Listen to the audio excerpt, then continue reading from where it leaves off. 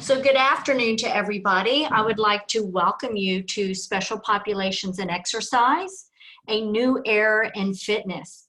Today, Jacey is going to look at a specific overview of special populations and their unique needs and concerns, which will help empower exercise professionals to learn how to assess, motivate, and educate this demographic. Your host is Jacey Gengenbach. Jacey owns Fitness and Beyond, an exclusive private personal training studio in Omaha, Nebraska. She has been in the health and fitness industry for 25 years. In 2015, she was a top finalist for the PFP Magazine Personal Trainer Award. Jacey is a functional aging specialist, an integrative corrective exercise instructor, and an instructor of Delay the Disease Parkinson's exercise program. Without further ado, Jacey Gengenbach. Thanks, Diane, for the introduction. I appreciate that. And thanks to you guys who are tuning in right now. So I appreciate you guys taking the time to be in on my webinar. So Diane was right on the money with all of those things of what she had shared about myself, which I just have those right here on this slide about my qualifications and certifications. You know, it was through that PFP Trainer of the Year Award where I actually met Dr. Dan Ritchie, because he was the 2014 Trainer of the Year. So I always say that was life-changing for me, being making the top 3 for that award, and then meeting Dan and kind of, you know, impacting me to where I am today. I really feel that. So he's played a big role in that. Objectives for today is that attendees will have an understanding of special populations. Attendees will learn how to apply exercise principles to special populations and develop exercise prescriptions. And attendees will be inspired, oops, sorry about that, you guys. Attendees will be inspired and empowered to start the journey to work with special populations. So as fitness professionals, you will encounter clients who require special consideration when designing their exercise prescription. This could be a health concern such as cardiovascular disease, a neuromuscular disorder like Parkinson's disease, cancer, and the list goes on and on. I want to first start off by talking about our mindset as exercise professionals when working with clients who have underlying health issues. I think it is important to address this. Over the years, I have had many trainers ask me questions with regards to clients, training, my business, etc. However, when talking about clients who would fall under the category of special populations, the number one question that is asked first is, how do I know what regressions to make on an exercise? So already, right out of the gate, there is this perception of these clients that can't do or won't be able to do things. I get where they are coming from by asking this, but I can tell you that it is not a good way to approach it. Many times, clients who are newly diagnosed with a certain condition, or even if they have been living with it for years and years, they can have depressed mood, low confidence, sadness, and feelings of inadequacy, or just plain feeling down in the dumps. So can you imagine what the implications would be if we as an exercise professional is going into it with the mindset of they can't do something because of XYZ? That is not what the client needs, and that is not what they want. Aside from our expertise with designing safe exercise prescriptions, they need our guidance and support, and they need to be empowered.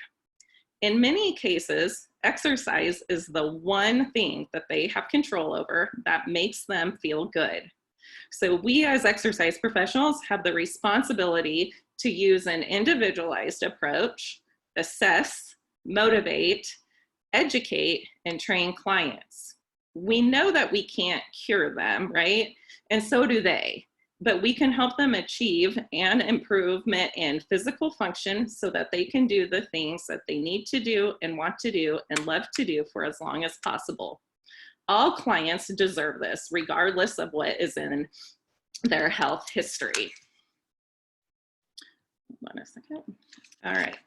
During the initial consultation, the client, and sometimes a family member or loved one of theirs, sits down with myself or one of my exercise specialists where we review their medical history form, informed consent, and waiver and liability form. The client signs off on it, which allows us to, depending upon what presents in their medical history, we complete a physician's clearance form. The client signs off on that, which allows us to communicate with their doctor. So in the majority of cases of clients with chronic diseases and conditions, we utilize that physician's clearance form.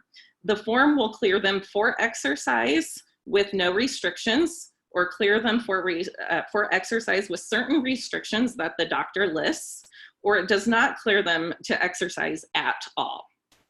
In all of my years of doing this, I have never had one come back that says, no, don't exercise.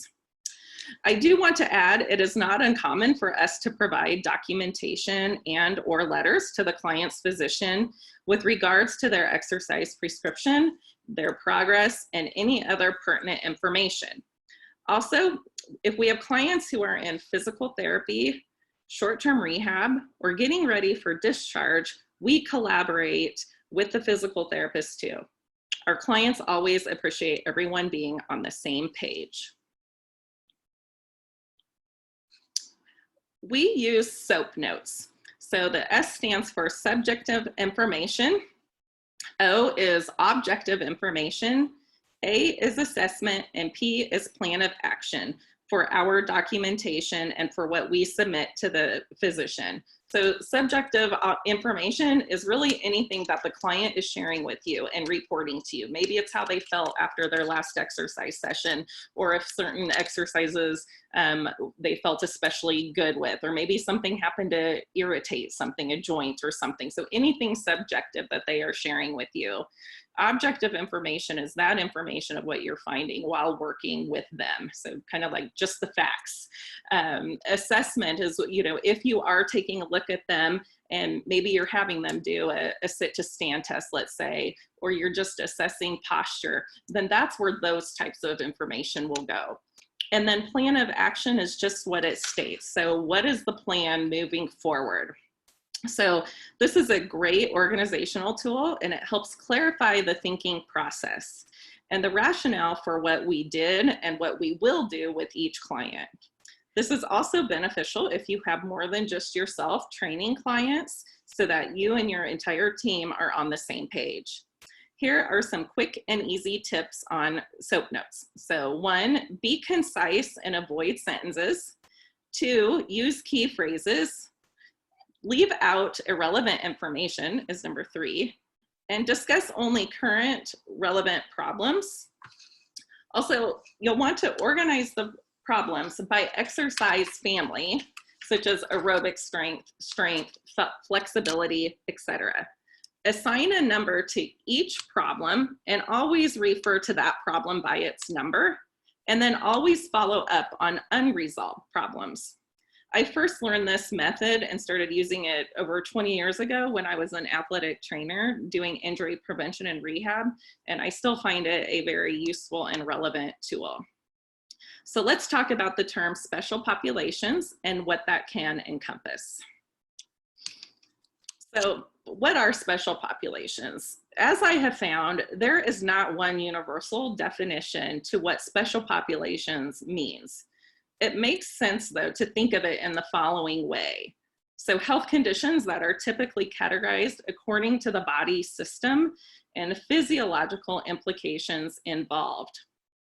So we'll start with cardiovascular and just list some examples. So that may include hypertension, myocardial infarction, angina, peripheral vascular disease, congestive heart failure, revascularization, heart valve disorders, and or conduction disorders. Under pulmonary, that could encompass COPD, so chronic obstructive pulmonary disorder, chronic restrictive pulmonary disorder, pulmonary hypertension, and asthma. Metabolic, that could include diabetes, type 1 and type 2, overweight and obesity, pre-diabetes, metabolic syndrome, thyroid disorders, and/or end-stage renal disease. Immunological, that could encompass fibromyalgia, chronic fatigue syndrome, anemia, autoimmune disorders such as lupus and rheumatoid arthritis, and blood clotting disorders. Musculoskeletal, so that's where we have our osteoporosis or osteopenia issues, limb amputations, osteoarthritis, low back conditions, frailty, joint disorders, joint replacements, sarcopenia, posture disorders, and so on. Neuromuscular, we've had stroke, brain injury, spinal cord disorders, multiple sclerosis, cerebral palsy, Down syndrome, Parkinson's disease, epilepsy, movement disorders, and muscular dystrophy. Cancer, as you know, there's multiple body systems affected with that. Psychological and behavioral, I don't think we always necessarily think of, but that is, and that includes eating disorders, body image disorders, depression, and chemical dependency. And then the last one are females that are pregnant, postpartum, and menopausal should also have special considerations for exercise. Now, I'm not suggesting that you should know all of these conditions inside and out. I'm not saying that at all. However, you should become familiar with them and strive to learn more about each one, especially when these conditions, some of these conditions are presenting in the medical histories of your clients.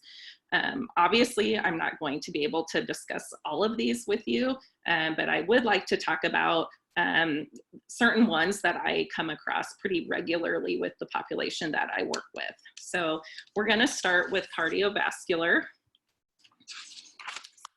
So one of the things that I wanted to talk about today was is high blood pressure, hypertension. So I think that's a pretty common one that presents. So even though we will be talking about high blood pressure, keep in mind this can have crossover with other conditions. So it can have crossover with myocardial infarctions, hyperlipidemia, coronary artery disease, pacemakers, other comorbidities, and health conditions. So it is important to have a sound understanding. So high blood pressure or hypertension was redefined for the first time in 14 years by the American College of Cardiology and American Heart Association Task Force on Clinical Practice guidelines in 2017.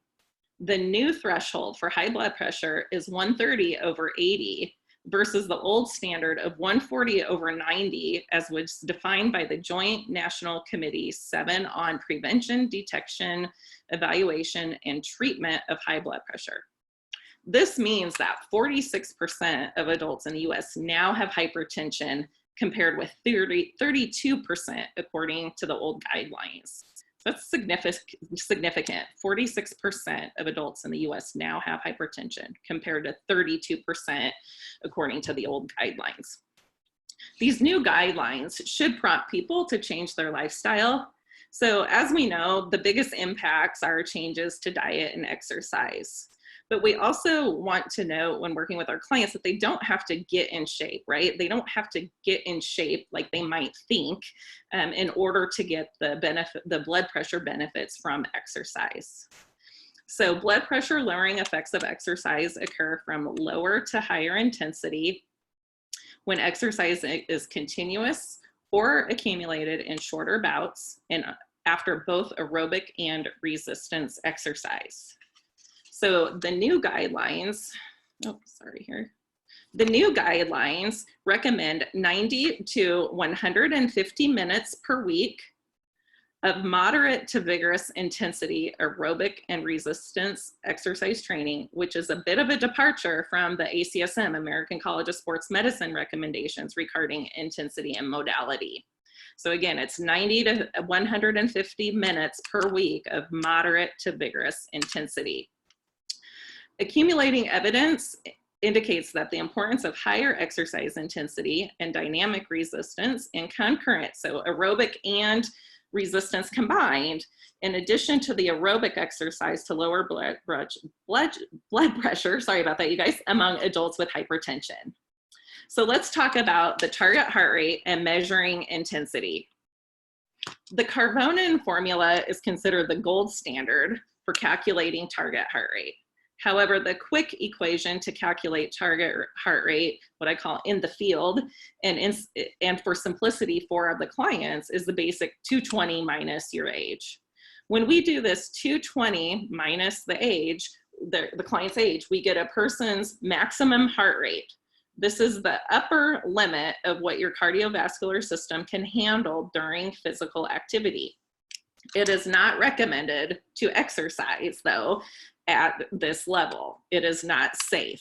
So we use a range of 55% to 85% of the heart rate max, or of that heart rate maximum. So that is safe for clients to be exercising kind of in that range. So 55% to 85% is their sub-max heart rate range.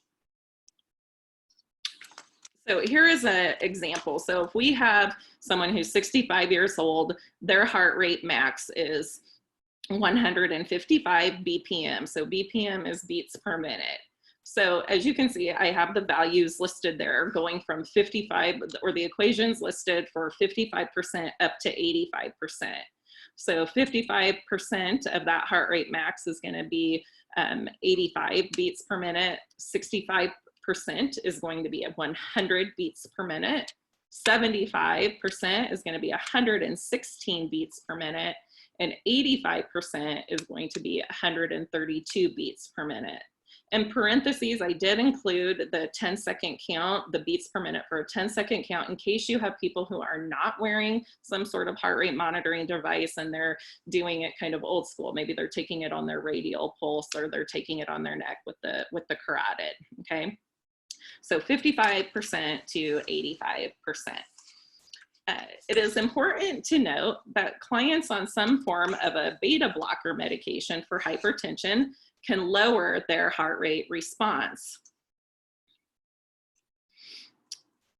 Its effect is different for everyone, though. So in some people, it may only slow the heart rate slightly, while in others, the effect is more significant, such as a decrease of up to 30 contractions per minute. So that's significant. This needs to be accounted for when prescribing the types of exercises and their intensity level, and when calculating their target heart rate. So if heart rate monitoring is not available, or your client is unable to take their own, you can always use the rating of perceived exertion, or RPE, to help determine the target exercise level.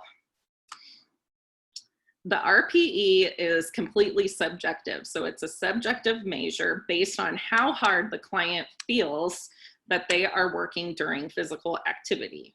So this includes elevated heart rate, increased breathing, and muscle fatigue. So again, this is completely subject on how the clients are feeling, which is obviously very valid.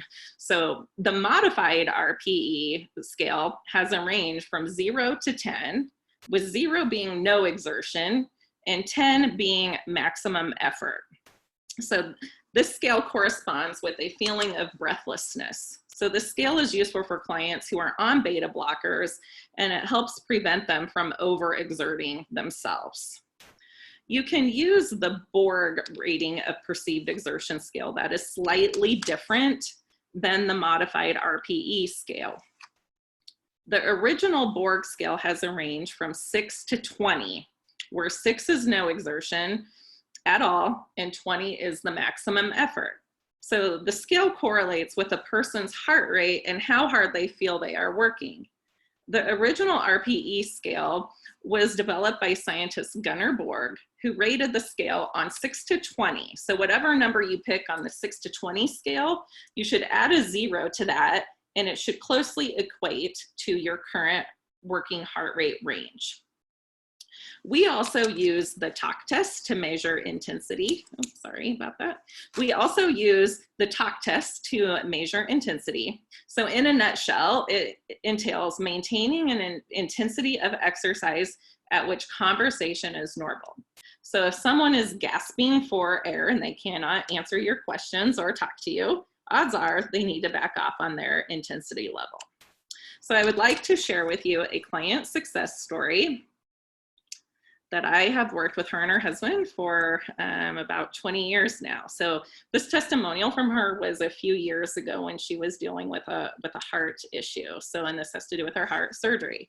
So she says, finding the right personal trainer isn't always an easy task. For us, finding Jacey was a lucky one. We have been blessed with her caring and competent guidance.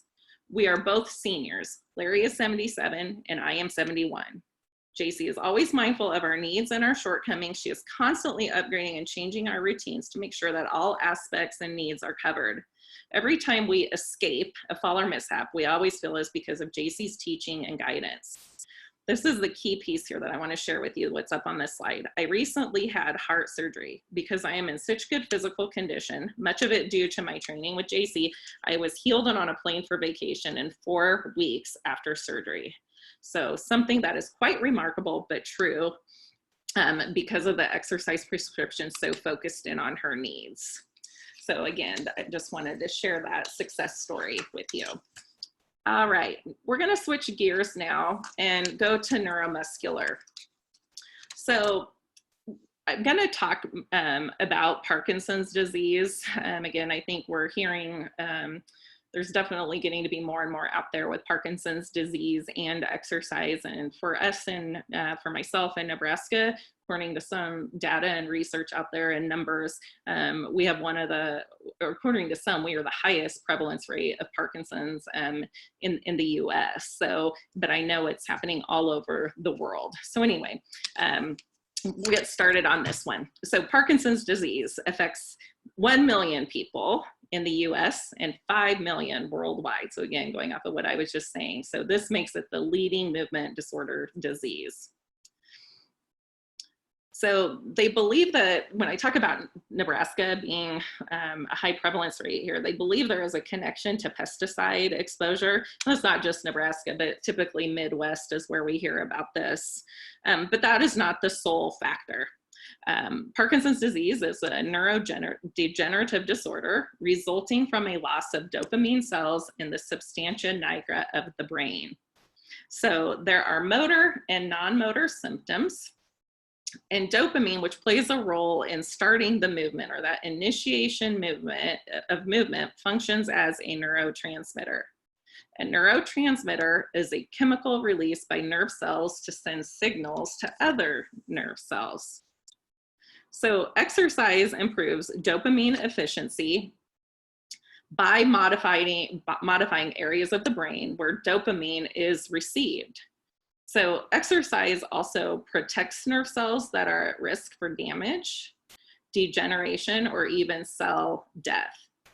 So there is improvement in neuroplasticity, which is the brain's ability to discover new nerve cell connections. Gait, balance, tremor, motor coordination, flexibility, strength, and endurance are also improved. I'd like to talk about some of the myths and misconceptions. So here are several examples that we'll touch on. So one is PD is only a movement-related condition. This is false, as there can be a loss of smell, REM, sleep behavior disorder, constipation, just to name a few. The second one, PD only affects old people. This also is not true. My very first client back in 2005, who was diagnosed with Parkinson's disease at just 38 years old. So this is called early onset Parkinson's disease. So she was under the age of 50 at the time of diagnosis. So again, most people when they are early onset, they are under 50 at the time of diagnosis. So another myth is with regards to tremors, that Parkinson's disease always causes a tremor and tremors are a part of Parkinson's disease. So even though tremors are what we call a cardinal symptom of Parkinson's disease, not all clients with PD have tremors. And there are also other health conditions that cause tremors as well.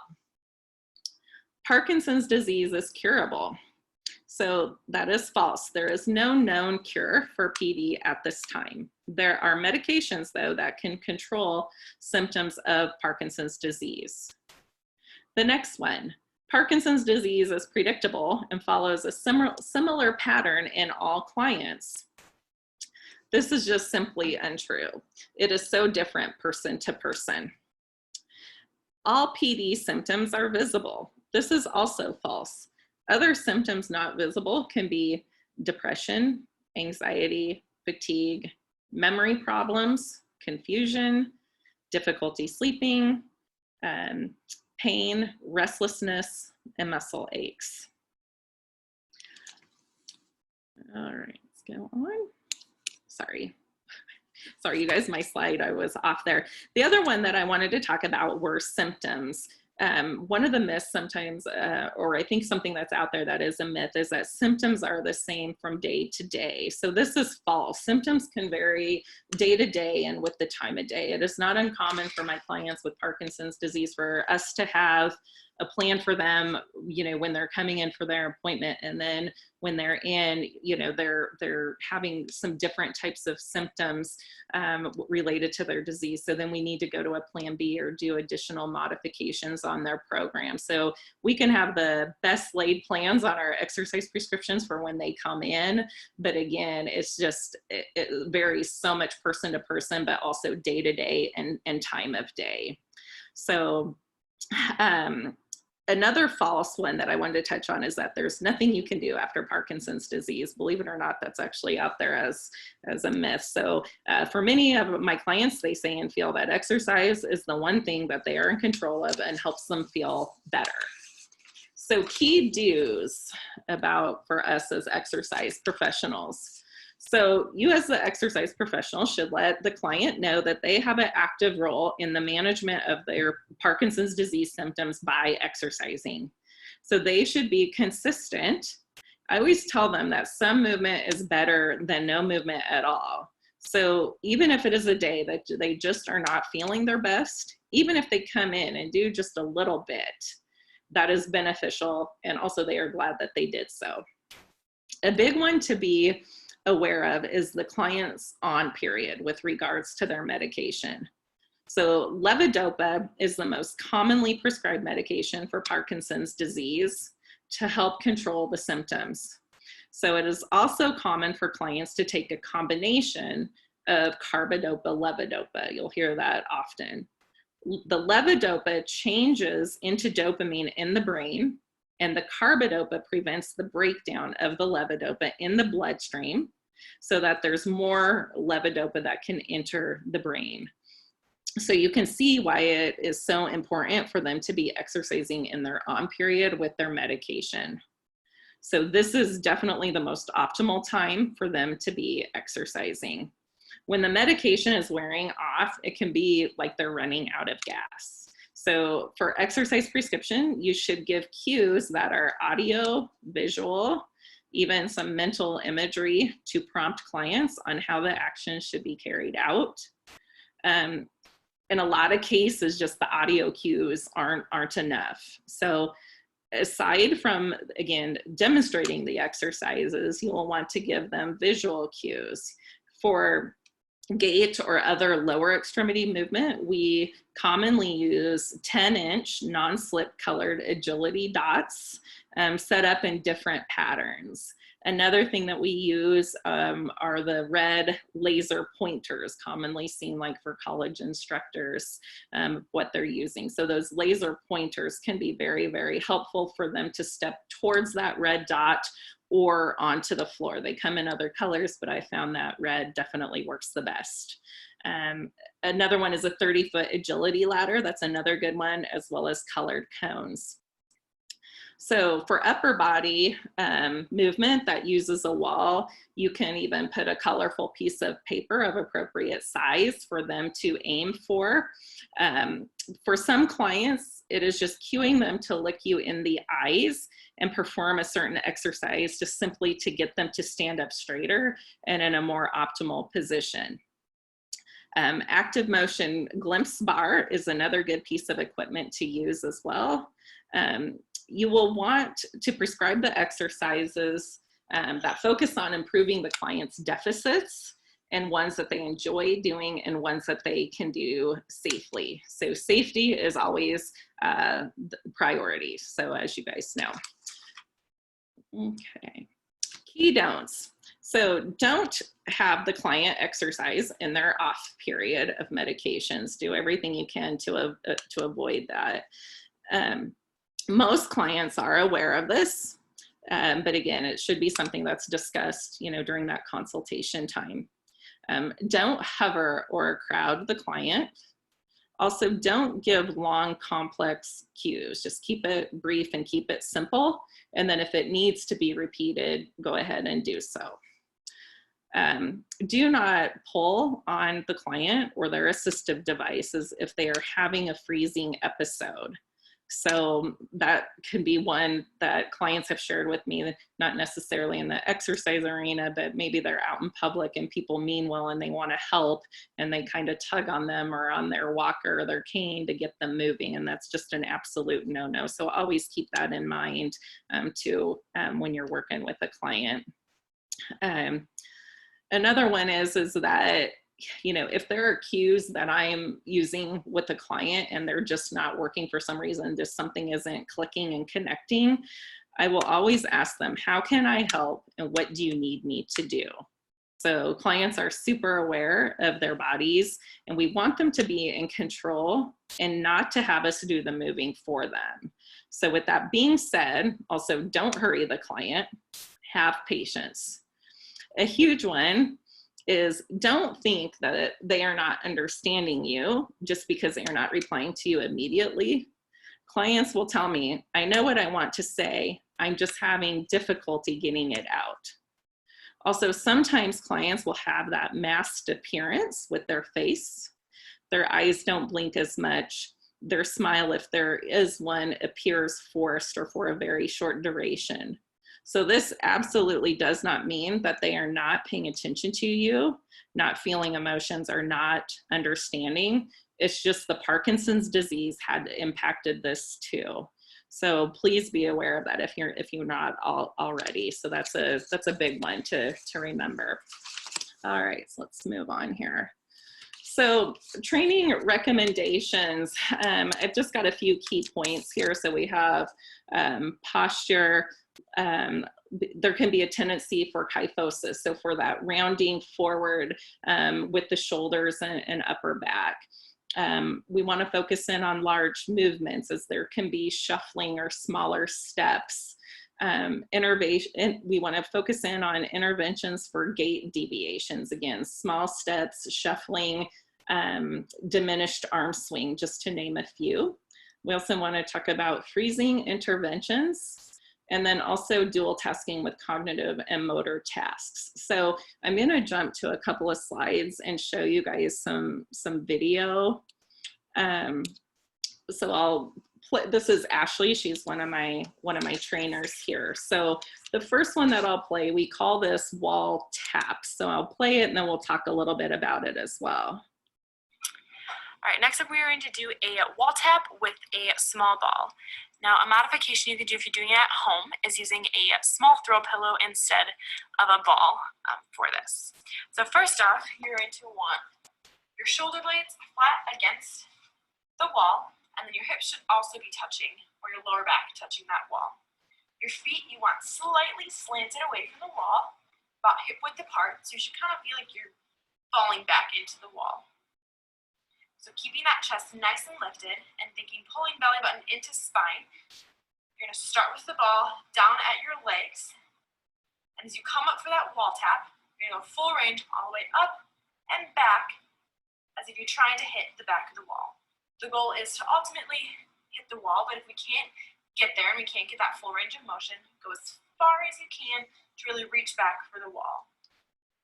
Make sure you're going full range of motion, coming all the way down to the legs, and then all the way to the wall. You can repeat that. You can do about 15 of those, and then rest.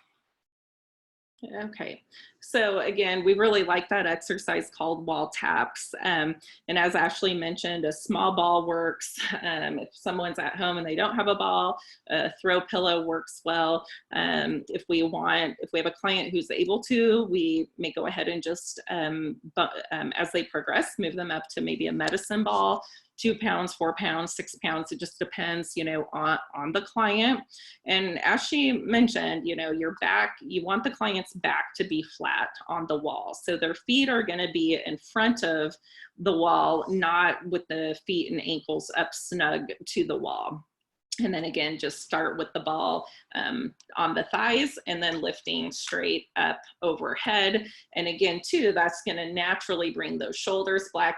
The client should also feel the shoulder blades moving as well. Obviously, it's good.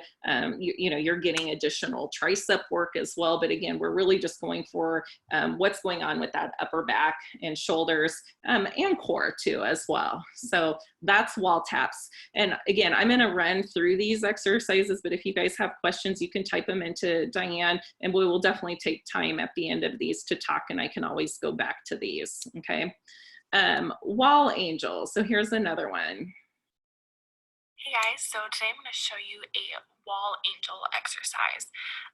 So for this, you're going to want to find a open place on the wall. So I'm just going to back up here and I'll just kind of shout at you. You might want a little wider wall just for your arm space, but I couldn't find one in my house. So we're just going to go right here. Those arms, you're going to want to start just like flat against the wall, really pulling those shoulder blades back against the wall, feet against the wall, and just thinking like doing a snow angel but on the wall. You're going to bring those arms up and over and then down, pulling those elbows kind of into the ribs, stopping wherever is comfortable. Don't force your arms to go any lower than they need to. And just repeating that nice and controlled up and down. For the whole movement, I want you to focus on keeping those shoulders back against the wall, hips against the wall, and then arms against the wall. So trying as much as you can for that range of motion. Okay, so again, on wall angels, so when we're using, the wall taps and wall angels, specifically for folks with Parkinson's disease, when they are presenting with kyphosis or that rounding forward. Obviously, if somebody without Parkinson's disease but has other postural deviations, you can use this one, use these exercises as well. If clients have any type of shoulder issue and it's painful for them to get into this position and do this, we don't want them to do it. Now, there can be cases of clients who maybe have some sort of bum shoulder that they've had just for years and years and years, but they're able to get into that position and do it modified. That's completely appropriate as long as they are pain-free when doing it. So again, getting some mobility there at the shoulder joint, getting those shoulder blades to be moving up and down the back of the rib cage as well. So again, if somebody isn't able to do that full range of motion, we just have them work through the range of motion of what is appropriate for them and what is pain-free. And for a lot of folks who have kyphosis, who have rounding of the shoulders, things like that, this can be kind of a challenging exercise, especially when we are having them reach for 10 to 15 repetitions, as we're going on these. Okay, so let's move on. All right, so this next one that Ashley's going to demonstrate is called forward, step, and reach. All right, this is going to be a step with a forward arm reach. So we're going to start, we can choose one leg to start with, and then you want to reach with the opposite arm. So you're going to step forward, it doesn't necessarily have to be a lunge, step and reach forward with the opposite arm, and then bring it back. And then you will alternate, going the other leg, other arm, and then bring it back. So you'll step, reach, step. So I'm adding a little bend to my leg to put a little weight into my front foot to fully transfer that weight to the foot that is coming forward, and then pushing back into my normal stance. And then again, you can add counting with this, doing the alphabet, singing if you want to add a little bit of brain work to it. All right, this is Okay, so again, we just call that exercise forward step and reach. So I really like that for contralateral movement. So opposite arm, opposite leg going. If clients are having difficulty getting that stepping forward movement or getting them to elongate that step, again, we use these 10-inch colored agility dots. If you don't have, you know, non-slip dots, you could even put down masking tape or like a colored or like a painter's tape or colored duct tape or something like that if you don't have some sort of colored disc to step towards. And so again, safety is always first. So sometimes for clients, we have them starting out near our gait training bars or inside the gait training bars and just doing the stepping pattern before they add the arms. Maybe if they need that additional support there with the gait training bars, maybe they're just doing one arm, one leg while holding on to the other with the other arm to the gait bar. And then obviously you'd want to progress them outside of gait training bars and doing it unsupported, and then be challenging them as you go with the amount of stride length or how long of a step can they take and reach, and then also do they have enough oomph or do they have enough strength and power to get back to their start position and continue that on. And again, just like Ashley talked about, you know, we can throw in different cognitive things with that as well, with counting colors. You know, we have some clients who like to sing, and that's fine too. So, all right, so let's move on to start claps. Hello, we are going to do star claps now. So for this, you're going to want a nice equal stance, so feet just kind of right outside of hips. Arms are going to be wide open.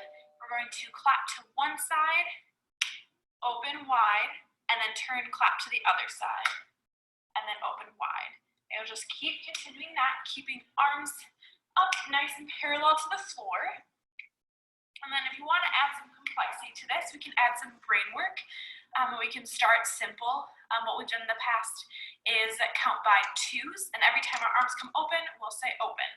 So we'll count 2, open, 4, open, 6, open, 8, open, and so on and so forth. Give it a try. Okay, so again, we just call those star claps. As you saw, Ashley was about feet are shoulder width, slightly wider. Arms are out wide. So we really encourage that wide, getting those arms out, expanded as far as they can, and not really having any bend or flexion in the arms. So we don't want the joints locked out, but we do want them extended out to get them from this kind of forward leaning position and really getting them to expand out and get fully upright. And then again, they're just bringing that arm all the way across, clapping, getting that trunk rotation because rotational movements can be a challenge. That rotational movement can be diminished in folks with PD. Then they come back to that start position where arms come out wide. Again, we use that cue open because again, that just really helps with the movement and the movement pattern for them. And then they rotate over to the other side. So again, we like to count them, 2, open, 4, open, and so on. That open cue is probably one of the biggest things I can share with you, though, that is very, very beneficial for clients, for them to really open up and really make that movement big, get back to that start position here, opened up, and then go again. All right. So this one we call Tadas. As you can see, we have our own fun little names with this stuff. So, and I'll tell you, I'll show you the exercise and I'll give you the story behind why we call them Tadas. All right, so the exercise we're going to do now is called Tadas. So this typically will take a big step forward, and when we step forward, we'll open our arms nice and big, alternating feet. As we step forward, that's when we typically say ta-da, and we encourage them to shout it as loud as they can, especially with Parkinson's patients. You can see diminished voice and volume sound, and I'll talk really quiet, so we really want to encourage them to get nice and loud to practice getting to a more normal volume. So let's back up. So I'm gonna start right foot, I'm gonna open arms nice and big, encourage nice and big when we take that big step, saying ta-da as we step forward. So it's me step, ta-da, and switch, ta-da, ta-da, and you just keep going nice and loud. If you want to incorporate some more mental work into it as well. As you step forward and open those arms, you could do counting by 2s, counting by 3s. You could count by 7s. People don't like that. Or you could do backwards counting, the alphabet, whatever, to kind of get that mind thinking as well. Okay, so again, as you saw with that movement, large steps, stepping forward. Again, if we have clients who need help elongating that step, again, putting those markers or those agility dots down on the floor can be helpful for this exercise for some clients who need that. So again, they're stepping forward, arms come out wide, and then they have to put it back together and then again have enough power to get back to their start position and alternate and go again. So multiple things going on in a lunge, which I love about that. The reason why we switched the name to these and calling them Tadas is because I had a client several years ago who said that when he did this exercise, he felt like that was just what it was ta-da, I'm here, and then come back, and then ta-da, and so on. So it was just one of the things that he had thought, and it was funny with our class, one of our classes, and so it just has stuck over all these years. So we just call them Tadas. Again, if we're not working or if we aren't saying Tadas, but we want to do other cognitive work, again, just like Ashley said, throw in some of your other cognitive work with your counting and whatnot. So, okay, so here's another one. We'll move on over here to march with trunk rotation or with torso rotation. All right, hey there. Now we're going to do a march with trunk rotation. So I'm going to back up and demonstrate that for you. So with a march, it's just every other leg, bringing those knees nice and high. And then when we add that trunk rotation, we're going to want to keep our arms kind of 90 degrees here. And we're going to bring our elbow to our opposite leg. And that's really what's going to bring that trunk rotation. So when we march up, I'm going to start with left leg, right arm. You're going to march up, bringing elbow to knee. Now if you notice, mine aren't necessarily touching. That's okay. Not all of us are flexible to really bring all the way down, but really doing as much as you can to get that nice trunk rotation, reaching towards the opposite knee. That's what's most important for that exercise. So again, for march with the trunk or torso rotation, obviously the marching, just basic marching, is good for getting that weight shifting. And again, getting clients into that position like Ashley was with the arms and shoulders up here at 90 degrees of a shoulder abduction. Getting into that start position is going to be super ideal for getting into a great postural position, working on core strength.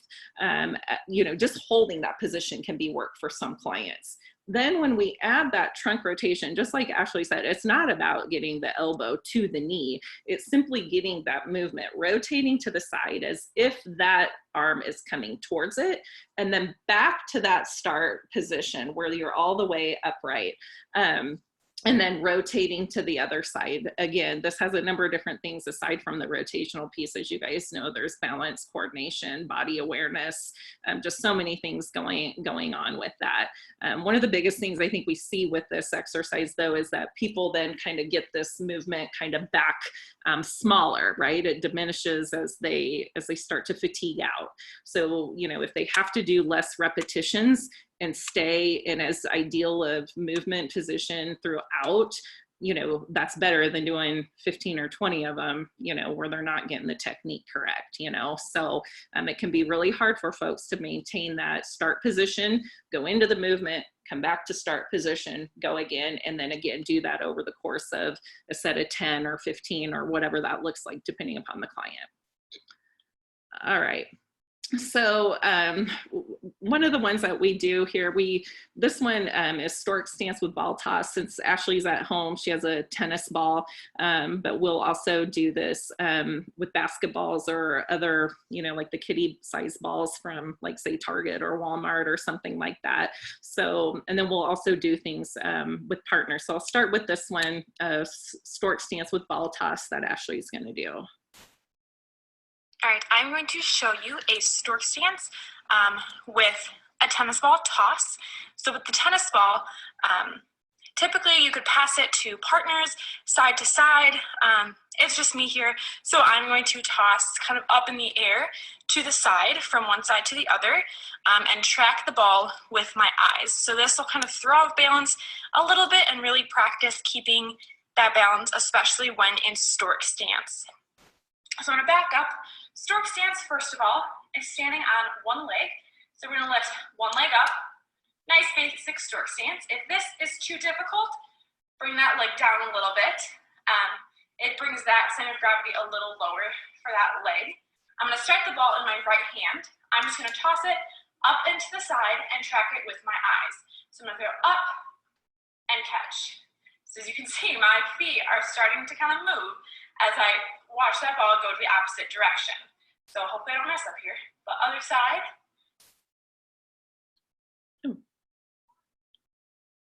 I'll just play that one more time. A stork stance cut it off too soon. with a tennis ball toss. So with the tennis ball, typically you could pass it to partners side to side. It's just me here. So I'm going to toss kind of up in the air to the side from one side to the other and track the ball with my eyes. So this will kind of throw off balance a little bit and really practice keeping that balance, especially when in stork stance. So I'm going to back up. Stork stance, first of all, is standing on one leg. So we're going to lift one leg up. Nice basic stork stance. If this is too difficult, bring that leg down a little bit. It brings that center of gravity a little lower for that leg. I'm going to strike the ball in my right hand. I'm just going to toss it up into the side and track it with my eyes. So I'm going to throw up and catch. So as you can see, my feet are starting to kind of move as I watch that ball go to the opposite direction. So hopefully I don't mess up here. But other side. Okay, so again, I just wanted to play that one again since it was a little bit shorter clip. So you guys are familiar with stork stance, you know, utilizing that tripod on the bottom of your foot. Again, Ashley had lowered that leg that was up in the air to where she didn't have quite as much hip flexion. You could also have clients do this in a kickstand stance where that, in this case, Ashley's left foot would be like the ball of the foot would be down, or maybe even the tip of her toes, depending on the client.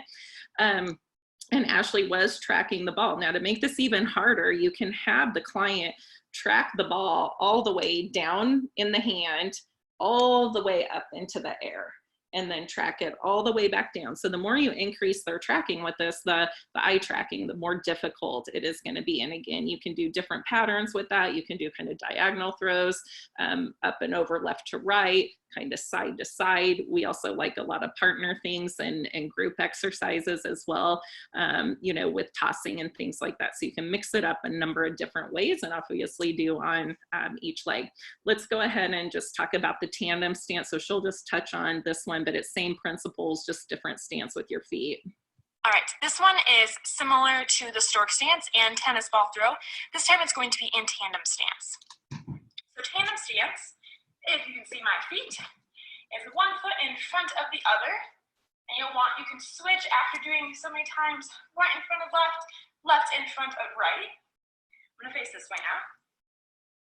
But we're going to now throw the ball from right to left and left to right. Now, if you have other people, you could have them standing side to side and tracking that ball, tossing it side to side. Two partners, feet were moving there. But tandem stance allows a little more balance with both feet on the floor than you have in the stork stance. So I'm going to demonstrate the just throwing up and tracking it with my eyes because it's just me here today. So we're going to go right to left, left to right, right to left, and really just tracking that ball with your eyes. So just like that. And that really tests your balance with your feet there. So go ahead and try that out. So again, same principles as what we talked about with stork stance with ball toss, just a different stance there with your feet. With tandem, you could be semi-tandem. All right, let's move on to the next. So, okay, we've got hot feet here next. So we'll touch on this one. I'll play it and then we'll talk about it. All right, I'm going to show you what we call hot feet. It's a good kind of cardio exercise. Not going to lie, not all of our clients' favorites, but it does get that heart rate going. So I'm going to back up.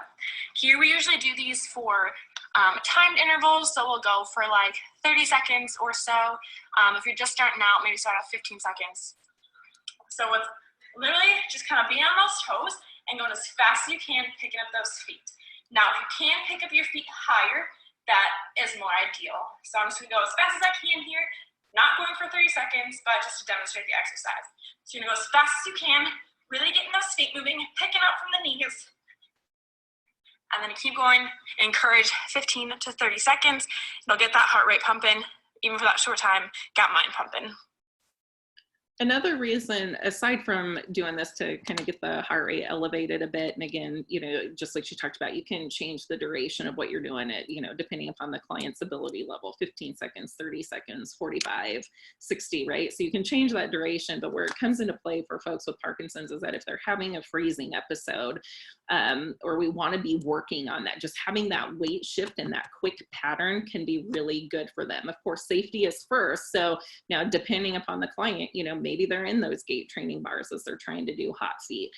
You know, maybe they're outside of the gait training bars and holding on with one hand, you know, and then for clients who don't need any base of support like that, you know, they can just go in the open space doing it. So again, if people, sometimes folks with PD, when they're having freezing episodes or just having difficulty with that initiation of movement, they'll often say that it feels like their feet are in cement. So this can be a really good one to kind of get them moving that way. All right, so this gentle ab stretch I'll play this one and then I'll talk about it and talk about some of the modifications with it. We are going to do a gentle ab stretch. So this is going to be on the ground or on a mat. So let me just set this camera down. I'm going to be laying on my back. My head is going to tilt one direction while my legs kind of lean to the other. Sorry, let's see the best way to do this.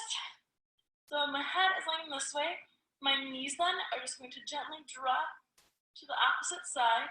And you can have your arms out by your side. Then bring back. And we'll have you switch directions. Head going other way while legs come down the other side. All right.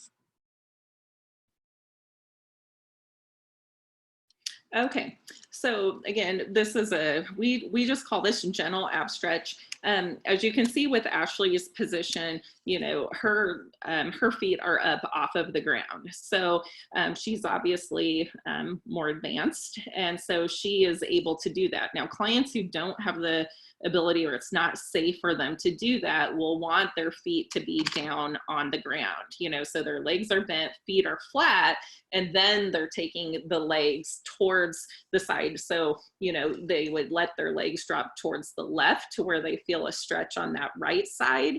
When the legs are going left, their head and neck is turning right. So you don't want to forget about that head and neck turn. Again, getting this rotational movement, some stretching, but also with the head and neck. So then when the legs come to the right, then head and neck turns towards the left. So on the head and neck turn and with the legs, the clients are going to go to where they feel a stretch or to the point of tension, not pain. So again, most clients starting out, you know, all clients starting out, actually, you're going to want them to start with their feet flat to support their back. As a client progresses and we improve and their low back strength also improves, and they want to do that where we have them a little bit elevated, you know, with their feet up off the ground, we can certainly do that as long as their back is protected. So, but don't feel like you have to jump to that. Again, getting that stretch, the rotation, as well as the rotation with head and neck included with this is going to be valuable. Okay, so let's move on. All right, so this next slide that I did was just some suggested equipment. It's as listed here, not, you know, an exhaustive list, but you heard me talk a number of times about these these 10-inch non-slip colored agility dots. So the more you have, the better of those, because we mix those up with a lot of different patterns and things like that for footwork and agility. Just make sure that they're non-slip. There are a lot out there that do have kind of a slick surface, so just make sure they're non-slip. I talked about that red laser pointer. You can get those on Amazon, and again, they have different colors, but I found red is the brightest, and typically works the best, but you can play around with that. 30-foot agility ladder. I like the 30-foot. The 15-foot ladder, you no more than get started and have to turn around and go back. So I prefer a minimum of 30 feet on that. You know, we also have sets of cones, which are 6 to 10 inches that we do a number of different things with. We also have gait training bars in our studio. The magazines that I talk about here is to help with gait, and I'll kind of talk through that here in a second. The reason why I have the colored paper listed is, you know, if you have that attached up, you know, to the wall, and you're having a facing exercise where you're having them reach for it. Maybe it's that step and reach exercise, but you're doing it towards the wall and reaching up for it. The magazines rolled up are to help with arm swing, okay? So let's see here, let's move on. Since we've been doing so much virtually since March, and probably a lot of us are still doing it or doing a combination of it, you know, I just wanted to throw in, you know, for those of you already doing it, you know, these are things you're probably already doing, where you've identified the safe place, you know, in the home for exercise, to make sure that there's a sturdy chair, heavy dining room table nearby, kitchen counters, a breakfast bar. Those tend to work really well. We allowed our clients to check out some of our equipment. In some cases where clients wanted to go ahead and order them, we helped them with that. We also provided tech support appointments by appointment. So, and we will continue to do that as we keep these virtual appointments as part of our services. You'll also want to help them set up any visual markers at home and demonstrate all exercises and provide appropriate cues. And most importantly, make it fun. And here's a success story. I'm 78 years old. I've had Parkinson's for approximately 12 years. Like everyone else, you're never known for sure until you get it truly diagnosed. When I had it diagnosed 12 and a half years ago, I was told that exercise was a key component, which of getting better, or at least staving it off as long as possible. I never wanted to be defined as having Parkinson's. I didn't want people to know me as Mark Jefferson with Parkinson's. I wanted it to remain Mark Jefferson. So I got the proper, I guess you'd say, cocktail of medicines, which gives me the energy to exercise. I exercise virtually every day. I don't know what I would do without it. It's been very, very important in helping me to maintain an active lifestyle, work in the lawn, do all the things that I used to do, I guess except high jump. In any case, working with Jacey has been very important. It's been the better part of 10 to 11 years. And I've been coming with her to 2 or 3 times a week for all that time. And she constantly comes up with something new. She's professional in what she does. She cares about her people. And she gets new things as soon as they're coming out of the basket. I've appreciated very much working with her and working with the teams that she's put together. And it's about all I have to say, other than thank God I keep exercising. Okay, and then on this last slide that I have here, ways to stay in touch. My email is Jacey, Jacey at fitnessandbeyondomaha.com. Phone number 402-502-2729. You can check out our website at fitnessandbeyondomaha.com. And you can follow us on Facebook at Fitness and Beyond LLC. We do have Instagram and Twitter, and we use that, but not quite as much as our Facebook, so we're increasing our usage there. But anyway, those are ways that you can get in touch.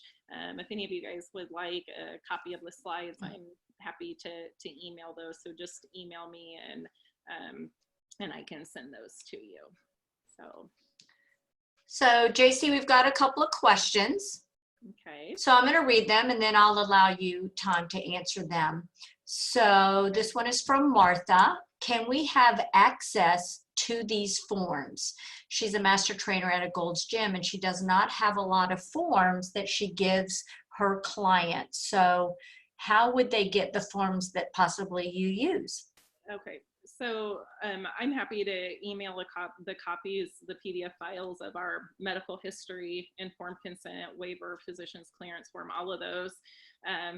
You know, I created those forms over all of the years that I've been doing this. Our medical history form has been tweaked a number of different times in like the 20 years that I've been doing this and becoming more inclusive of all of these conditions and whatnot. So I'm happy to email anyone those forms and then they can take it and, you know, adjust it to what would best be suited for their business.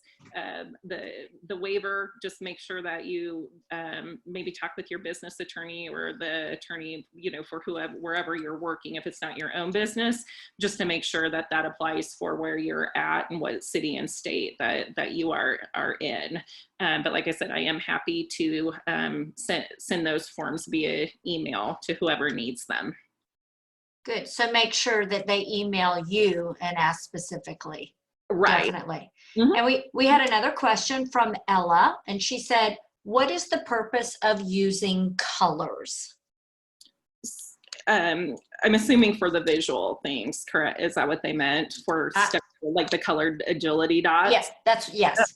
Yeah, so just something to break up the flooring. So, you know, a lot of times people, and it's not just people with PD or other neurological disorders, a lot of people when they're walking, they're looking down. A lot of people when we have them doing weight-bearing exercises, especially combined weight-bearing exercises, a tendency is to look down. Well, if they're looking down, sometimes that flooring can just, you know, it all looks the same, which it does. But when we're talking about elongating their steps and really having a focal point for them, it's helpful to have something on the floor, you know, so those bright colors, you know, it can be a difference maker for clients stepping, you know, several inches to now maybe they're stepping 2 feet. You know, so again, you can get creative with that. If you don't have the agility dots, that colored duct tape you can work. I've seen people put down painter's tape, you know, but again, just something for them to have that visual cue to aim for.